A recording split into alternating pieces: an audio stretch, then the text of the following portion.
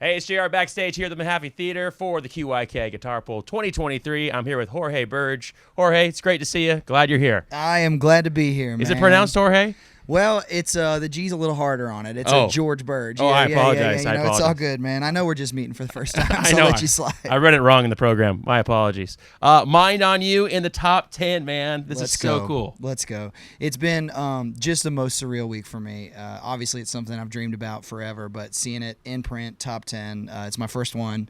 Got to go walk the CMA red carpet this week with my wife on my arm. We did a bunch of celebrating, and it has been just an incredible week, and we're rolling right through to come play a great show tonight. It's going to be great. And I just wanted to get this story real quick to the people that don't know it, that this song, Mind on You, was originally written for Jason Aldean. Jason Aldean held the song and said, okay, yeah, I want to record that. Yeah.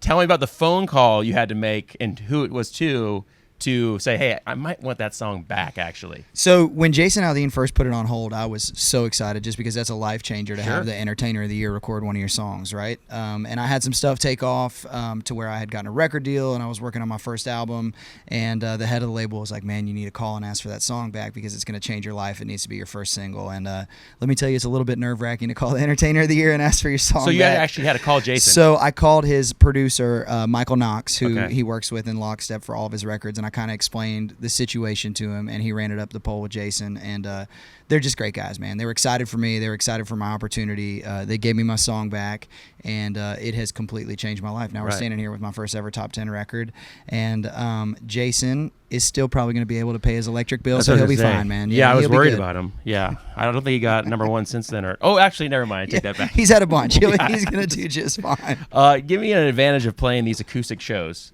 I know this is kind of fun. We were talking about it before we started this interview, saying, hey, man, you're kind of out there. There's a table next to you. You kind of do storytelling, that type of thing. Like, even at sound check, I was feeling just such a great vibe out there, right? You got a little bar table next to you. You're sipping on a drink. You're out there with your buddies. And it's cool because that's kind of the scenario that we wrote the song in. So it's like we get to share these songs that most people hear polished and fully produced on a record in a more stripped down version of them, and really the way that we wrote them. And so we'll be able to tell some of the stories behind the song. I think it's a little bit more intimate getting to share it that way. The lyric can shine a little bit more too, without all the big production around it.